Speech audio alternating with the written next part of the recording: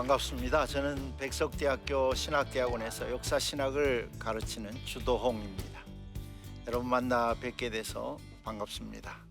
오늘 저는 종교개혁 500주년을 맞이해서 특별히 종교개혁자 마르틴 루터에 대해서, 그리고 그가 그토록 강조했던 오직 성경이라고 하는 그 주제에 대해서 여러분과 함께 짧은 시간 강의를 하려고 합니다. 좋은 유익이 되었으면 좋겠습니다.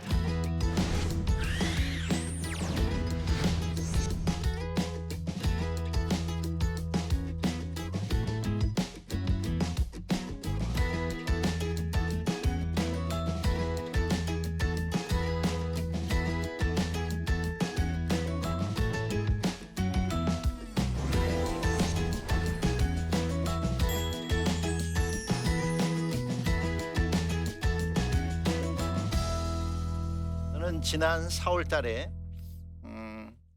이거 현장에 갔습니다. 저는 물론 독일에서 공부를 했습니다. 그렇기 때문에 가지 않아도 되는데 특별히 일주일 동안 독일과 스위스를 갔는데, 스위스에서는 스빙글리를 만나고 역사적 인물을 만나고 독일에서는 루터를 만나기 위해서 갔습니다. 그러나 그들은 없었습니다. 산천은 의구하되 인걸은 없었습니다. 그러나 그가 남긴 많은 역사들을 만날 수 있었습니다. 특별히 루터의 역사적 현장을 갔을 때 많은 생각을 다르게 할 수 있었습니다. 10년 동안 독일의 종교개혁자 루터의 두상이 나옵니다.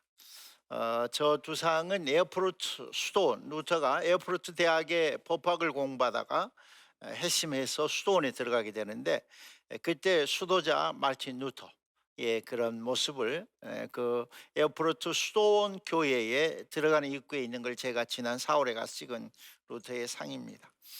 마르틴 루터는 그 라이프치히를 중심으로, 역사적인 도시 라이프치히를 중심으로 나름대로 그 역사의 한 귀한 순간을 가지게 되었습니다. 그래서 그 라이프치히 대학을 또 찾아가게 되는데, 지금 저 라이프치히 대학이 아름답게 보이죠. 사실은 이제 독일 통일이 26년 되었는데요.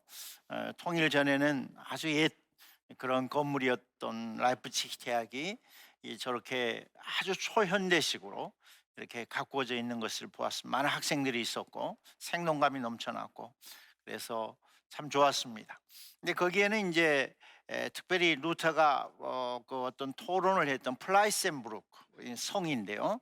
그 성을 제가 찾아갔었고, 그러나 그 성은 없었습니다. 그 성 자리에는 무너지고, 물론 이제 500년 전 이야기니까 무너지고, 거기에 이제 라이프치히 시청이 들어서 있었습니다.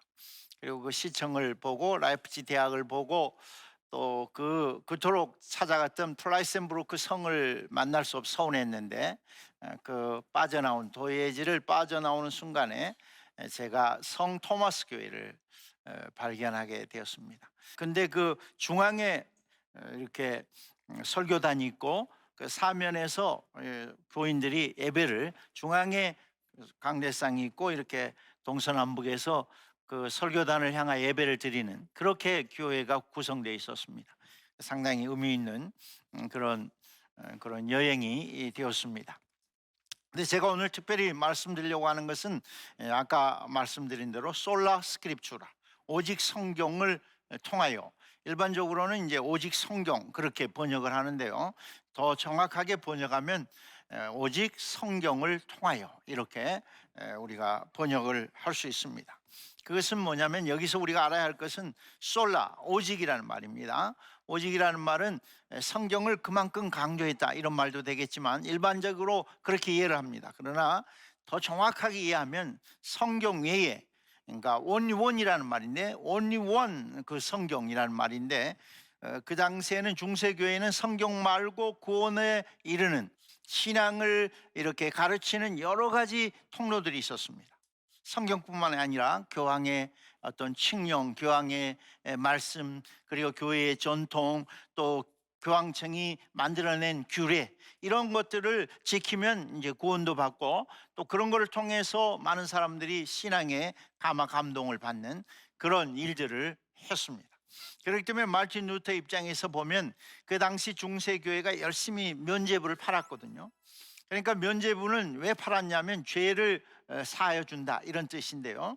그래서 이제 천국에 가게 한다는 것인데, 면죄부를 파는 그 기간은 상당히 오래됐어요. 그 면죄부 신학은 한 500년 정도 되었다고 볼 수 있는데요. 그러니까 그러한 그 500년 동안 팔았던 면죄부에 대해서 종교개혁자 루터가 볼 때, 그리고 그 당대 중세교회 교인들이 볼 때에 이것은 옳지 않다. 어떻게 유전무죄, 무전유죄, 돈을 줘서 죄를 없이 할 수 있고 돈이 없는 사람은 지옥으로 간다. 그 요새 쓰는 말인 것 같지만 그때도 동일하게 적용이 됐어요. 그러니까 그게 어떻게 가능하느냐? 성경을 통해서 볼 때 그것은 도저히 인정할 수 없다. 그래서 많은 사람들의 마음속에 이의를 제기하고 그 돈을 필요로 하는 이 교황청, 로마 교회를 생각하면 여러 가지로 정말 가만히 있을 수 없는데, 그럼에도 불구하고 모두가 침묵을 지키고 있었죠. 다수의 침묵, 모두의 침묵. 그러나 그때 30대의 젊은 수도사 루터가 거기에 반기를 들고 일어나게 되는 거죠. 오직 성경, 오직 은혜, 오직 믿음, 이런 이야기를 하면서 일어나게 되고, 그것은 곧 목숨을 건 조항이었던 것입니다. 그러니까 약 1500년 동안 가장 막강한 교황청, 교황을 대적해서 그 어떤 일을 반기를 든다고 하는 것은 그것은 죽음이었습니다. 그러니까 죽음을 걸고 종교개혁이 일어난 거죠. 그러니까 이 세상의 수많은 역사 가운데 죽음을 걸지 않고 이루어진 역사가 없습니다. 우리 기독교가 순교를 말하지만 사실은 인간이 오늘에 이르기까지 그 아름다운 역사를 통해서 보면 죽음을 이렇게 바쳐서 이루어진 일들이 너무나 많이 있습니다.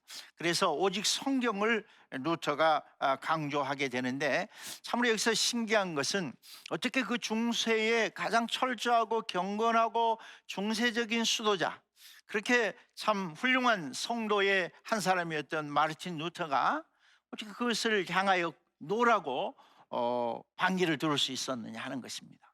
그 참 특별한 것이죠. 그것이 하나님의 은혜라고 생각을 하는데요. 그래서 이제 루터가 1517년에 95개조를 통해서 그 면죄부에 대한 반박문을 라틴어로 쓰게 됩니다. 라틴어로 썼다는 말은 뭐 대중을 상대해서 뭐 이렇게 그 선동해서 일을 하려고 한 게 아니고, 이제 그 비텐베르크 대학, 루트가 비텐베르크 대학교에서 강의를 했는데, 그 비텐베르크 대학의 교수나 또는 목사나 신학생들과 함께 토론을 좀 하자. 이거 나 답답해서 견딜 수가 없다. 어떻게 이렇게 면죄부를 사고 그래서 천국을 간다는 말이야. 이게 말이 안 되지. 이렇게 생각하면서 이제 루터가 95개조를 통해서 1517년 성교회 슐로스키르케인데, 그 성에서 세운 교회, 그래서 슐로스키르케의 그 정문에다 95개조를 붙이게 됩니다. 루터가 반박하게 되고, 그래서 오직 성경을 애치게 됩니다. 그래가지고 이제 그것을 한 로마 교회가 특사를 보내서 루터를 좀 잠잠히 하라, 좀 조용히 하라. 너 잘못하면 큰 일이 벌어질 것인데 너 그렇게 겁도 없이 강조를 하느냐, 좀 조용해. 루터는 조용히 할 수 없었죠. 그것은 이제 특별한 하나님의 뜻이 있었다고 보는데요. 이미 죽은 목숨과 같은 거죠. 그래서 가장 먼저 이제 불려간 곳이 이것저것 많이 불려갔는데요. 1519년에 아까 말한 라이프치히 그 플라이센부르크 성에 불려가게 됩니다. 그리고 이제 교황청의 쪽에서 또 사절이 오고 신학자가 와가지고 루터와 논쟁을 하게 되는 거예요. 그런데 거기서 루터는 나는 교황권을 인정할 수 없습니다. 성경 그 어디에도 교황을 뭐 예수의 후계자는 하나님의 이 땅의 뭐 종이니 그런 말을 한 적이 없습니다. 그래가지고 교황권에 대한 인정을 할 수 없다. 그리고 교회의 전통이나 권위나 교황청이 만들어낸 법규가 교회의 진리를 말하는 규범이 될 수 없다. 그러면서 거기서 애친 말이 뭐냐면 1519년입니다. 솔라 스크립추라, 오직 성경을 통하여 라는 말을 애치게 됩니다. 그렇게 되게 되고, 그래서 루터는 이제 그때부터 1519년 종교가 일어난 지 2년 후에 거의 죽은 목숨이나 다름이 없는 그 무시무시한 중세교회를 대적하고 교황권을 대적한 사람으로 이제 그렇게 가게 되지만, 그런데 참 감사한 것은 하나님께서 루터를 사랑하시고 그 진리를 향한 그 사랑하는 종을 아끼셔서 또 한 번 불러내게 되는데요. 1522년 독일 남부 쪽에 있는 보름스 그 제국의회에 루터를 불러내게 됩니다. 그것은 왜 불러내냐면 루터를 이대로 둬서는 안 되겠다. 루터를 좀 끊어야 되겠다. 뭐 다르게 말하면 죽여야 되겠다. 이런 생각을 하게 되고 루터를 정지하기 위해서 이제 교황청에 히에로니무스 알렉산더라고 하는 사람의 요청을 통해서 보름스 제국의회에 불려가게 됩니다. 그때가 1521년입니다.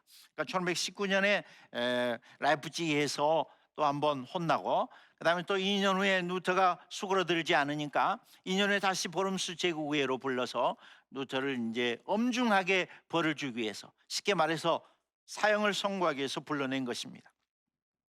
근데 그때 상당한 독일 사람들은 뭐 루터를 정확하게 이해했는지는 모르지만 보름스의 시민들은 루터를 동조하게 됩니다. 근데 거기에 이제 루터를 반대하면서 교황청이 내린 칙령들이 있는데 루터를 집에 들이지도 말 것, 루터의 글들이나 책들은 절대 카피하지 말 것, 복사하지 말 것, 그리고 루터에게 먹을 것이나 입을 것을 물을 주지 말 것, 루터와 절대로 상대하지 말 것, 이런 것들을 엄하게 명령을 내립니다. 그러나 보름스 시민들은 알게 모르게 루터를 지지하게 되고 또 루터를 지지하는 이런 작은 글들을 내서 사람들에게 뿌리기도 하고 막 이런, 그러니까 어떤 보름스 제국의 교황청의 의사와는 다르게 독일의 수많은 시민들이 사실은 루터를 마음적으로 지지하고 있었던 것입니다. 그래서 이제 중세 교회의 마지막 부분 16세기 초반의 그런 유럽의 상황이었다고 보는 것이 좋습니다. 그러나 아무도 노라고 소리 지를 수 없을 때 유일하게 독일의 비텐베르그 대학교 30대의 수도사 루터가, 무명의 수도사 루터가 노라고 소리를 지른 것입니다. 그것은 역사는 늘 그렇게 이루어진, 다수의 군중들이 역사를 이루는 것이 아닙니다. 한 사람 한 사람을 통해서, 창조적인 한 사람을 통해서 역사가 이루어지게 되는데 수많은 사람들이 루터를 지지하게 되는 것입니다.